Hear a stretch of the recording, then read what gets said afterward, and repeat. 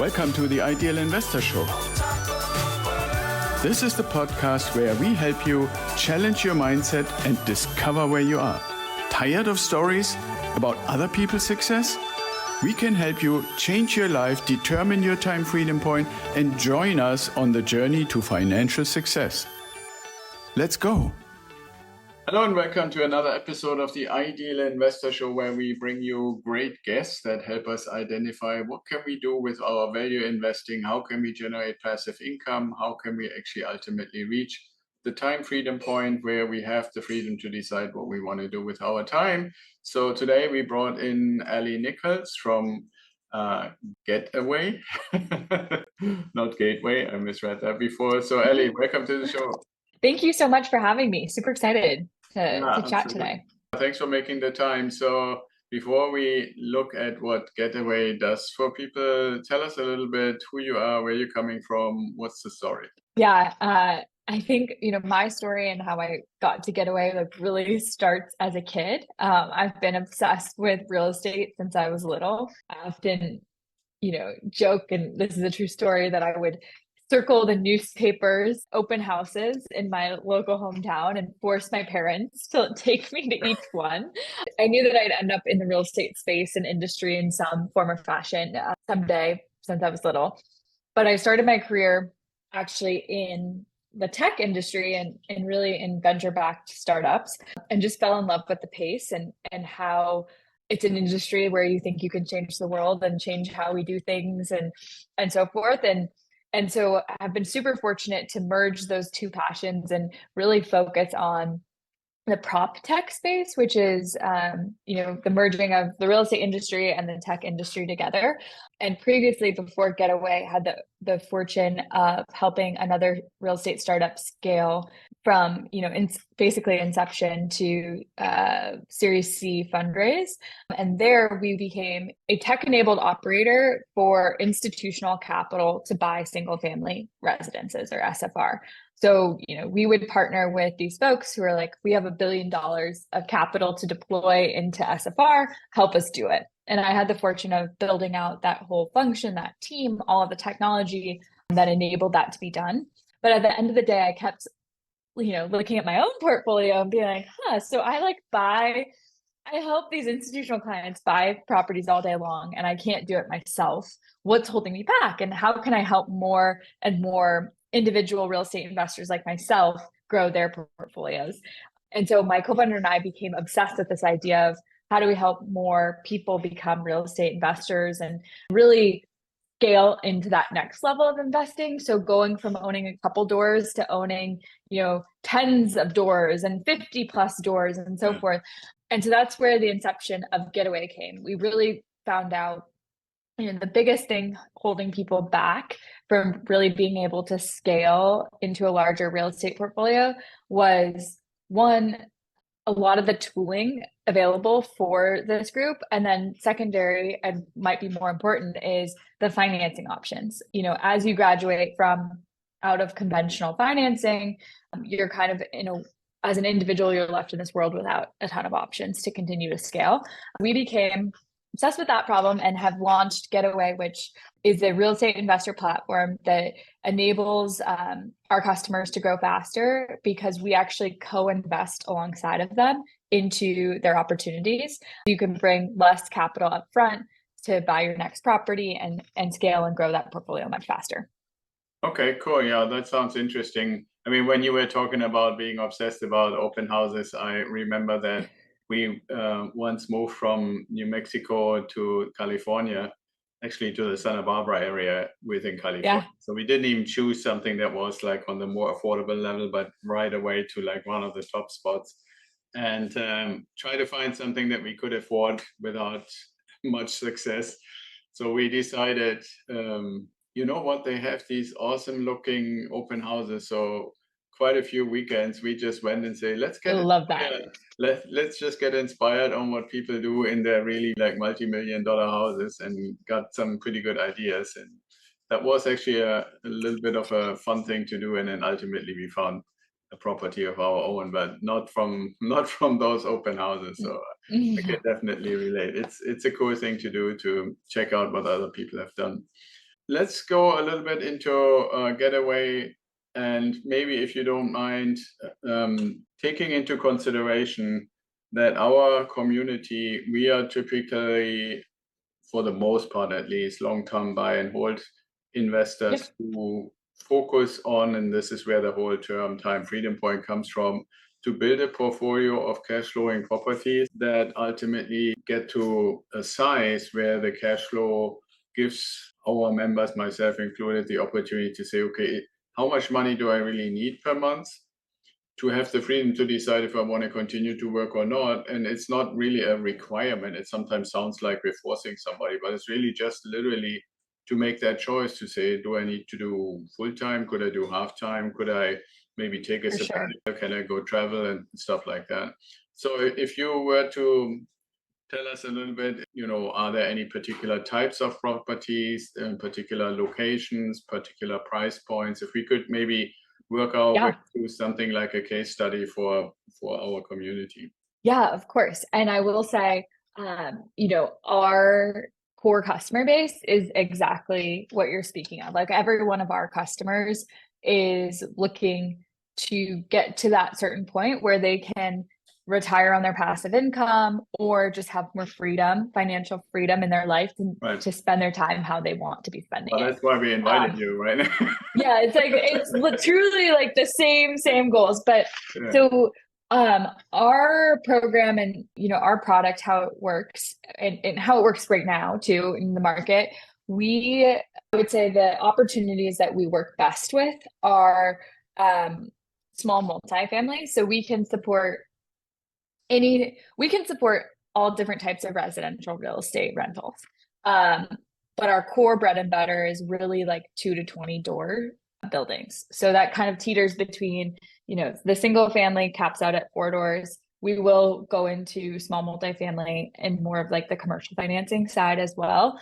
Given just where the cost of capital is for the financing across the board, we're seeing the most deals pencil in the Midwest. So Ohio's very popular. So Ohio, Missouri, Michigan, Wisconsin, parts of, I would say, like Western Pennsylvania.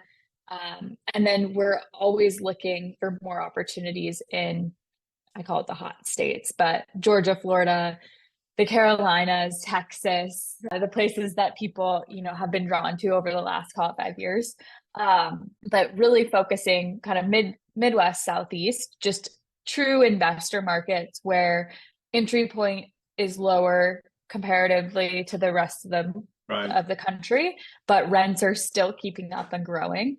And so we're targeting very high yielding, high cash flow assets. Okay, yeah, that makes sense. And so if we were to, just for the sake of argument, we were to find a property, let's say a duplex somewhere in Ohio, right? Because Yep, we literally let's have do it. just recently in the process right now of probably closing 3 or 4 different ones with different clients. So Oh, I love it. yeah, so if we take something like that and let's say it's, yeah, what are they typically? I think the last one was like 180 and there was one that Yep. is 260, somewhere in that, like between 180 and 260 price range, you can pick a number. How would that then look like if I came to you Yeah. and to say, hey, Ali, I'm looking at this and maybe I want to do a little different financing than we normally do? Yeah. How we work is, let's take, for the sake of nice round numbers, let's say we found a $200,000 duplex in Ohio. Right now, so we partner with a traditional mortgage lender. I shouldn't say traditional. We actually use a DSCR product.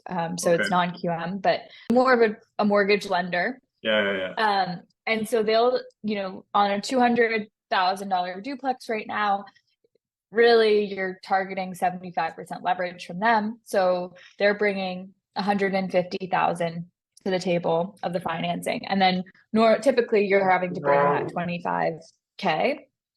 With us, assuming that the cash flows make sense, the property, qualifies, everything makes sense, we could come in and bring upwards of 75% of the equity or the down payment.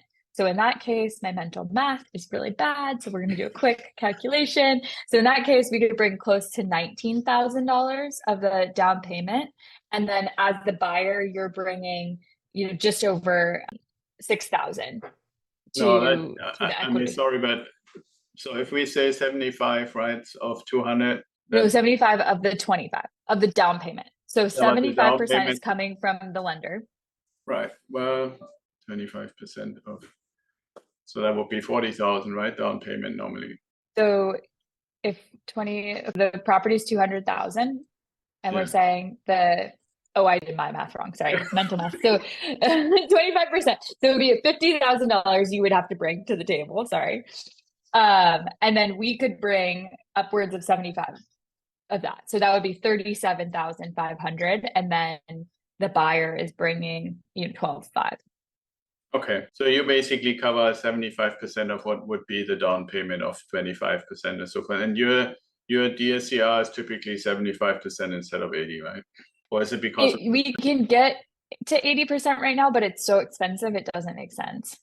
Okay, cool. So when you say so expensive, are we talking 8 or more, or how much are we talking? Yeah, I've seen some, this is end of September 2023. I've seen some 80% rates come in the nines Oh, for really? even a high credit score DSCR product. So it obviously depends. Like some states like Ohio, you're dealing with no prepayment penalties. And like there's just so many factors when it comes to the financing piece that it's hard to say like a blanket for everything. We have to look at each No, property. I hear you. Although I've always felt that the SCR is actually more dependent on the ratio between rent income and mortgage payment rather than any kind of credit score, right? And this, from our perspective, is part of the reason to go to places like Ohio because you can get, Yeah.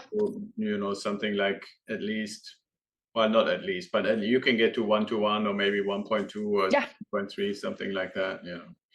Yeah, for sure. And I will say, like right now, the deals we're doing in Ohio, we actually have like 3 in contract as of today.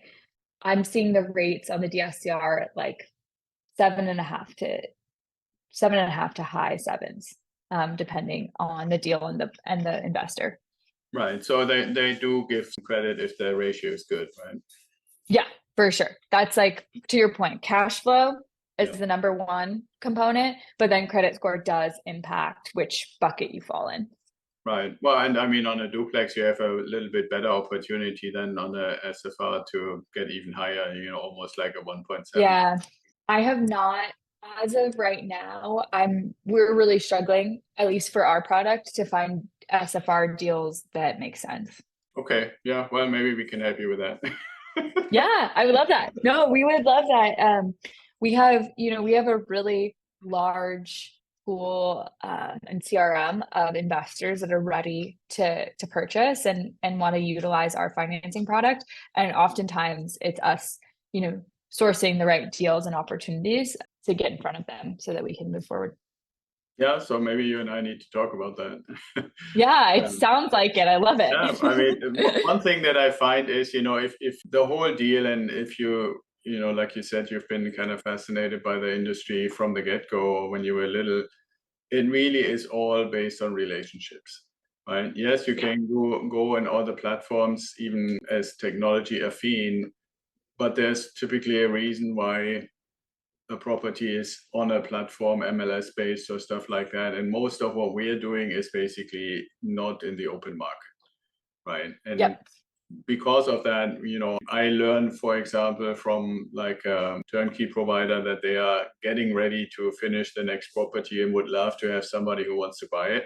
And they might be telling one other person about that.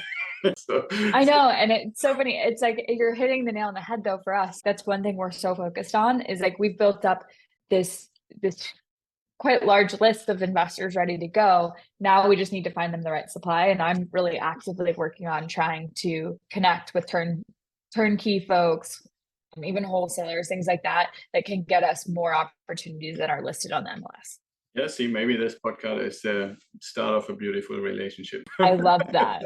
That's So amazing. yeah, so let's just keep going. So you said we used our $200,000 duplex, and we said, okay, we get basically, we instead of having to give us 40,000, we only have to do, like, I think you said 12,000 or something like that down payment, Yep.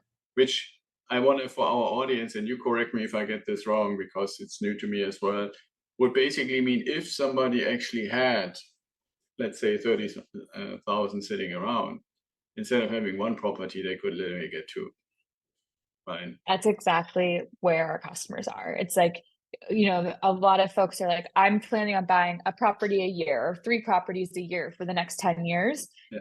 With you, now I can buy, 3 or 6 this year and just accelerate that timeline and start building equity in these properties at today's prices versus waiting till I can get into the market in 3, 4, 5, 6, 7 years. Right. So if we keep our little example case study going, from your expertise and experience, how much cash flow are people giving up to have basically? And I don't know if it's really 2 loans or if it's all rolled Yeah. into some sort of an escrow, or how does it actually work? Yeah. So we've structured the technical part of what we're doing is we've structured it as a preferred equity investment. So we're coming into the equity stack, but it acts very similar to like a mezzanine part piece of debt. And so we have a set interest rate on the principal invested. It's an interest only rate that's paid out. And we have a 5-year standard term with a balloon repayment on the 5th year. So the idea is you know exactly how much this capital essentially costs, and you can add that to your operating expenses. Any cash flow that you make beyond that is yours to keep. Let's say next year you can increase rents by 5%. That all stays in your pocket. All of the appreciation is yours. All of that equity gain is yours. And the hope for a lot of these deals as we look at them is like within that 5-year period, you'll be able to do a refinancing event. Hopefully, crystal ball, but hopefully refinance into better rates in general on the senior mortgage. And then also use whatever equity build to buy out our principal. That makes total sense. And we seem to have the same crystal ball because that's kind of my prediction in the next 3 to 5 years to get to something a little more reasonable. I don't think we're going to get back to where we were, but if we can get for investment properties in the mid fours or low fives or stuff, people sometimes underestimate how much the difference those 2% or 2.5% can make, so.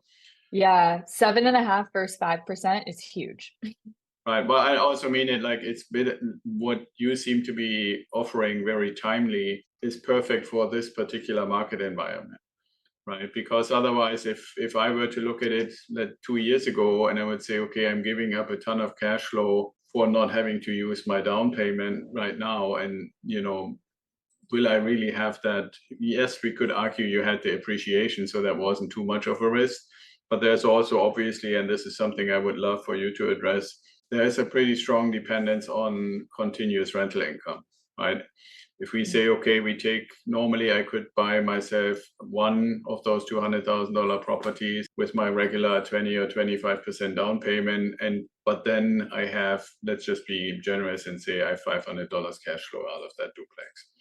But now I'm basically having 2 properties with 4 tenants, and I've given up most of, if not all of my cash flow for this period of time, unless I increase rents and stuff like that. But that also means I need to kind of really be somewhat clearly dependent on these 4 tenants to really pay, or am I seeing something wrong? No, I think you're spot on in the evaluation of the trade-off. So it's like definitely, partnering with us means it's going to eat into the cash flow a bit Right. today, but it means you can also get into potentially more properties sooner and build that equity and build towards a world where you're able to then, in the scenario where you refinance us out and you're able to pull the equity from the property to do so, you've put so little in originally, and now you're capturing all that cash flow that the returns from a cash on cash perspective are quite substantial. And Steph, everything, everything has a trade-off in terms of how you assess what your strategy is. But I would go back to like, we're squarely like best suited for those who want to expedite growing their portfolios and getting to a place where they have the opportunity to, have more doors and potential rental income. But with that, you also do have to believe in like the appreciation of the market, or know that there's going to be liquidity events coming from other places to buy us out of the deal. Right, exactly. Yeah, so I agree with that. The other part is also, that actually makes it even more obvious that, like we always do, regardless whether we had a chance to partner with you or not, is to really look at the numbers for performance of the deal. Right, like if I go Yeah, back to this one example that we recently had, that was a $180,000 duplex that basically generates $2,000 in rent income. Right, if you were to compare that to a single family that costs you maybe 160 and makes, let's be generous, 1,600 in rent, it doesn't yes, make sense. it's suitable. You would probably just do it with the traditional approach with 20% down, because then you have at least some pretty reasonable cash flow. Whereas when you make $2,000 on only $20,000 more in purchase price, if you want to, that ratio that gives a better performance, where you can basically say, even if I'm financing, what would that come out to be, like 88% or something like that, or somewhere in Yeah, the ballpark, close I'm to 90. still Yeah. making a little bit of cash flow, and that is, I want to point this out for our audience, because we don't want to, in any kind of anybody listening to us and saying, hey, this sounds like a really good option, sacrifice some of the principles that go for, like, money aside for maintenance, money aside for reserves, money aside for capex and stuff like that. And if there's anything left after that, then it might be to say, okay, well, do we pay extra principal, or do we pay, I don't know if you have a prepayment penalty or something like that. Those kind of things could be considered, but we want to still stay, or would always want to stay in the core principles. And obviously with a duplex or fourplex or triplex or something like that, it's a little easier. And it's Yeah, also on more shoulders. I mean, I know we have more turnover in those properties, but also you have basically a little bit more general revenue, so to speak, to play with. spot on. And just on the prepayment penalty piece, to provide clarity there, working with us, you are able to either buy us out of the deal, sell the property, refinance at any point in time. That's up to you. We just have a minimum um, interest, basically a minimum interest, which is equivalent to 24 months that we have to hit. So let's say you wanted to refinance or buy us out of the deal at month 22, you would just owe 2 additional months of interest as the quote unquote fee. So we've tried to simplify it and make it very reasonable for our customers going forward. So Yeah, just that to makes sense. add that Now, color. you mentioned the term credit score, which brings me to the thing that is everybody is horrified about, and that is, what's the application process, and how many blood samples and DNA samples and stuff do you need? Yeah. So we're fortunate in the sense that because through the transaction process, you're already going through, a traditional, I shouldn't say traditional, you're going through the DSCR lender mortgage application. So we can piggyback off of that a lot, and we try and make it no worse than that, Right, because we're already getting all that information for the mortgage application. right, From a who we service today perspective, right now our product is open to anyone who has above a 700 FICO score. And then all of our requirements match what the DSCR lenders are. So there's nothing additional that you're going to be, yeah, pulling out a record from 25 years ago to prove some kind of liquidity or things like that. It's pretty straightforward. I'm assuming you're using regular title and try to explain to them why there are two loans or something. So it's interesting from a structure perspective, and this is where it starts to get pretty like a little more technical. But what we do is we form an LLC with our investor. And so we form this LLC that's going to buy the property. That LLC actually holds title and it holds the mortgage. So we close that mortgage from the DSCR lender in the entity's name. And so with that, that makes title easier because it's Yeah. the LLC on the Okay. title, and then we have all of our whole relationship is dictated by the operating agreement. Cool. I mean, we actually recommend for our investors to have LLCs, and if it ends up being kind of almost like in a series LLC structure where each property has its LLC, I guess that would Yep. be okay. Now, here comes something that would concern me unless you have a good answer. Yeah. That is, Uh-oh. Here we how go. are the, I hope so. How are the membership units kind of like distributed? Yeah, so we have the way that it's structured is throughout the relationship until your redemption date or essentially like the buyout date.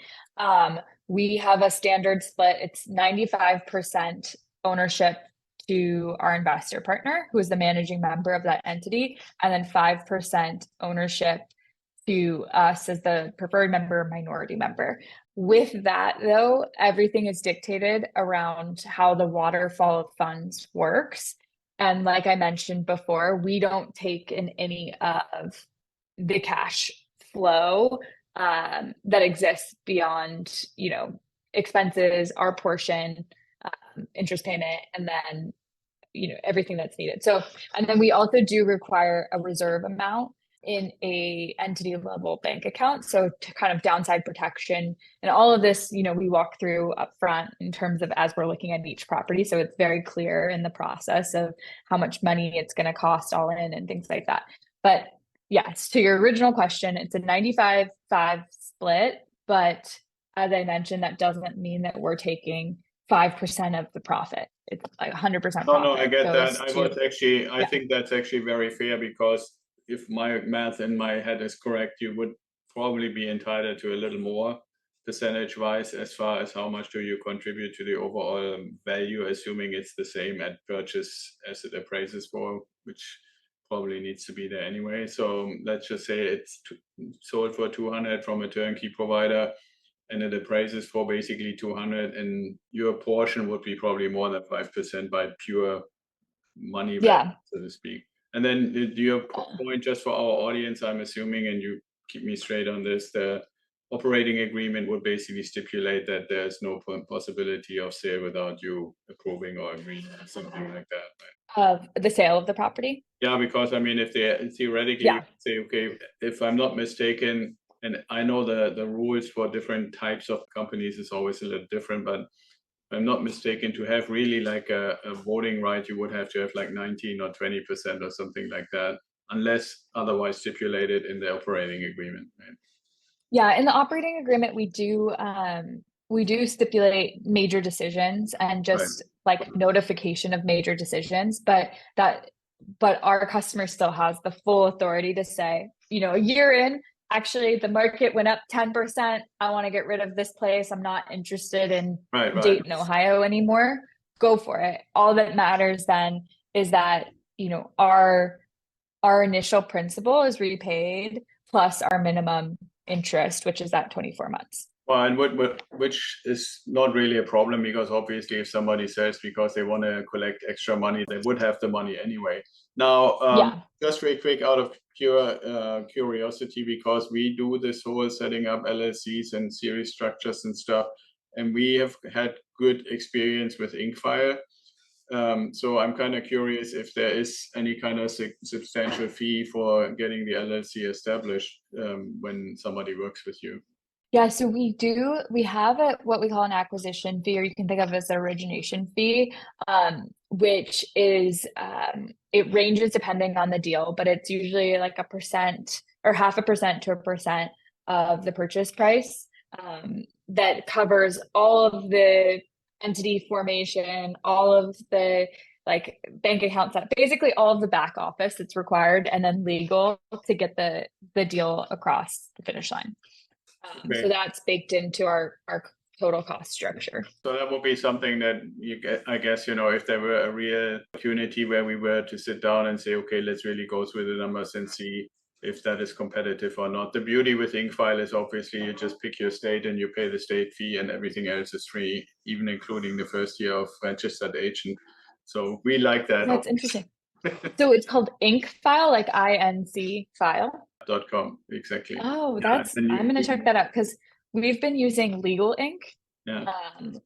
as our provider right now. Again, it's saying digital experience. You can do everything online. It makes it a lot easier. Exactly, that's the same. But they are more expensive than what you Yeah, just that's why mentioned. I So asked, right? Because I mean, I've seen yeah, as high as anywhere from like Inkfile basically being zero all the way to like $4,000 to set up an entity, which obviously any of our clients, myself included, if I were to do, I would never do that because, like, just to give too a real expensive. example for anybody in the audience, even unrelated to our conversation, you go on Inkfile, the first thing it asks you is which state do you want to incorporate. So you would, in our recommendation, pick one that does allow series LLC, so Nevada, Arkansas, Texas, Wyoming, and stuff. Then you can decide, okay, what's the fee? Like Wyoming is about $100 per year, so that's why a lot of people use Wyoming. And then all you need to do is when you know, let's say you and I were to say we're going to go for this and we do an investment in Ohio, we immediately check the little check mark to do the foreign entity filing and the S corporation filing, so they do that. It's They get to amazing. and then most of the time they also set up a business bank account, right? So they even had once, I remember they had a promotion where they had some deal with Bank of America, so your bank account had already $100 in it. So I love it. you really don't pay for anything. And then where would they ultimately make the money? Is they get obviously some money from the state and some money from the registered agent. But then Registered agent. Yeah. after the first year, we switched to a registered agent that cost like 45 to 20 to $50 and not use theirs for 200 or $300. And so, it's all basically a little bit a matter of how can we do the best for ourselves and our clients, and we're always happy to share.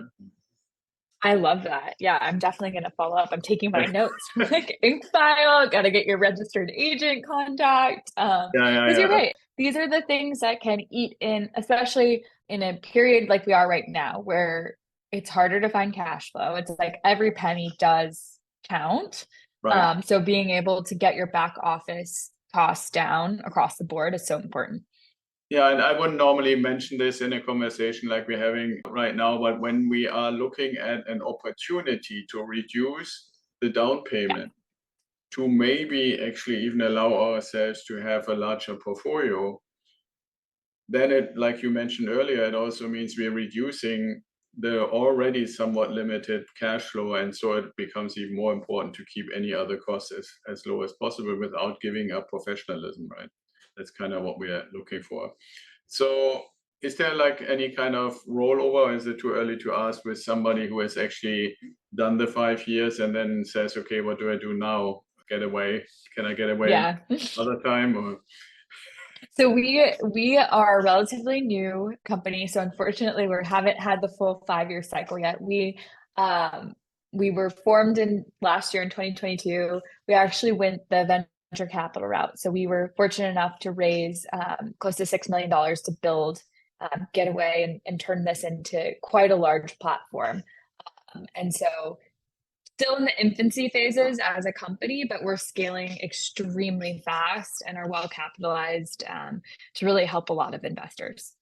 and I'm sure this didn't hurt you that you had previously done the large hedge fund kind of stuff and so forth, right? Yeah. So I think, a lot of what we're building from the tech side as well is around the sourcing, automated underwriting engine so that we can be faster in identifying opportunities that work for our product, faster in moving in the market. And then, one thing I mentioned earlier is like continuing to build relationships with folks like yourself and the broader real estate community to know like, hey, we have this big pool of investors. So if you're someone in the space that's looking to sell and have either properties or portfolios ready to go, like talk to us because I probably have a buyer for you. Right, that's very cool. And one last thing, I think to kind of give a really as much as possible complete picture is there any kind of customer service component? Because obviously, I mean, any of our investors, whether they use an LLC or do it under their own name, would have, like from their property management, they get like Adfolio or Bildium or whatever kind of monthly report. Yep. Yep. From their lender, they get the typical mortgage escrow thing where they basically ask to set up the payment, whichever way they want to do that. Is there any customer Yeah. service component that you offer? Yeah, I'm so glad you asked. So, every month we do monthly performance reporting. We also handle the bookkeeping and tax preparation for properties that we've invested in, partially because of our structure. We're the tax prep gets interesting because it is a partnership, the way that we are structured. We provide all of that and have um, an owner portal where you could see. So let's say, you ended up buying 10 properties with us, and some are in Ohio, some are in Georgia, some are in Michigan. You'd still be able to have one centralized hub where you can see all of the performance of each property, and how it's doing from a pro forma perspective, and then have all of the tax documents ready to go and prepped for you in that portal. So that would then, I assume, also mean that we could arrange with the property management to get the monthly They send report. us, Yeah. yeah, we're actually building integrations with all of the big property management tooling systems, to actually just automatically pull in reports. Otherwise, we do like a Excel CSV upload into our system so that it's your one-stop shop for performance information. You wouldn't Yeah, need to I mean, go most to, of what the we're six getting, different PMs. yeah, most of what we're getting these days is actually a folio, and I think their Yeah. form is mainly PDF. I don't know that they do Excel, but that's minutia. So they have an integration so we have an engineering team where like basically the back ends can talk to each other, which is really Cool. nice. Okay, yeah, that's very nice. Okay, and then the last thing that I think, if we take our little case study to a happy ending, um, would it be correct to say when you basically get your returns, or your money, your balloon payment at the 60th month, you basically legally return your membership units, and then it converts into a regular S corp, or how does that look like? Yep, exactly. So we essentially exit any ownership of that entity, and that entity becomes a single member LLC with the owner as the manager. And so from there, you could elect to change, the taxation type, which you were hinting at with the S corp. But the property becomes yours.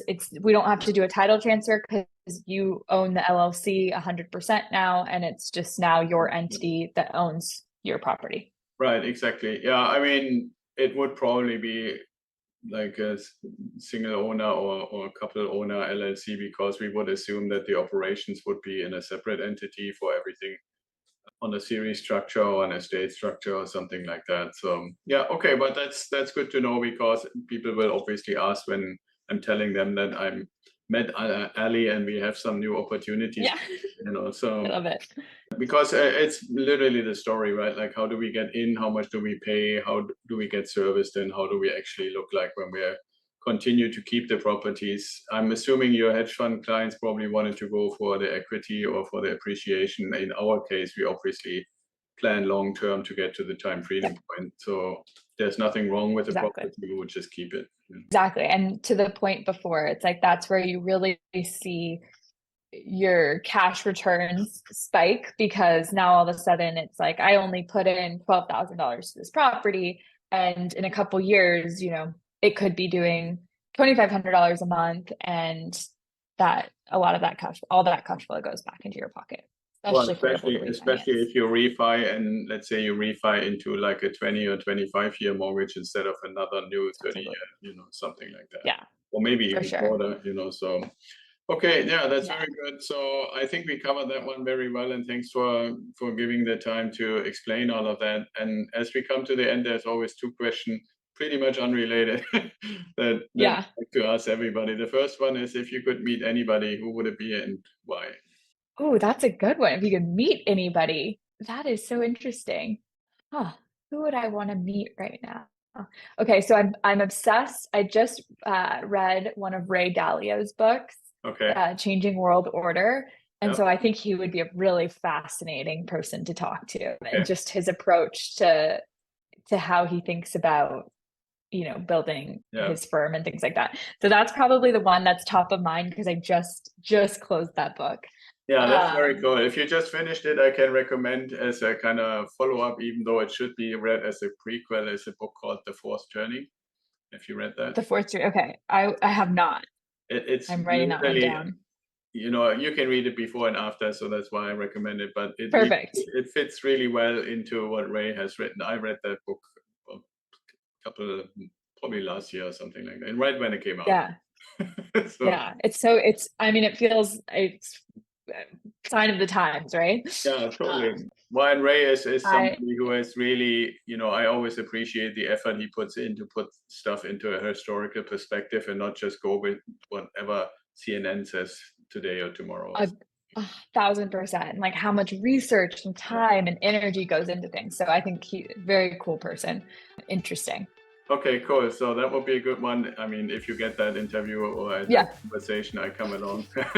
Okay, deal. The A other, deal. the last question is, if you had a time machine, you could go anywhere. Where would you go and why? Okay, this one, there's probably like the history buff in me somewhere would be like to a different period era, but then the selfish real estate investor in me would be like the second I graduated college and knowing what I know now and spending, instead of some of the dumb things I spent money on to buy more real estate is what I would have done. That's kind of a cheap answer, but I would definitely go back to 22-year-old me entering my career and spending money on the right things, which would be building my real estate portfolio because we'd be having a much different Yeah. conversation right now. No, that's totally correct. That's one of the things I've always said, like I wish I had known even a little bit of what I know now, and I would have probably Exactly. started way, way earlier. That's the one thing we all can change, that's also, and Yeah. this is maybe a good ending point, and I'm sure you've heard this a million times as well, is, the best time to buy real estate was 20 years ago, and the second best time is today. Exactly. It's like no one's ever said, "Oh, I wish I didn't buy that," like Right. 20 years ago. Yeah. So, All right, Ellie. So if somebody got intrigued, and obviously anybody can contact me if they listen or watch us and yeah. want to know more. But if they want to go directly to Ellie, how do they do that? If you want to check out our product, definitely hit up getaway.co. So it's just .co. And then if you want to reach out to me directly, easiest way is via LinkedIn. And it's just Ali, A-L-I, Nichols on LinkedIn. All right. Very cool. Thank you so much for your time. Thank you. This was awesome.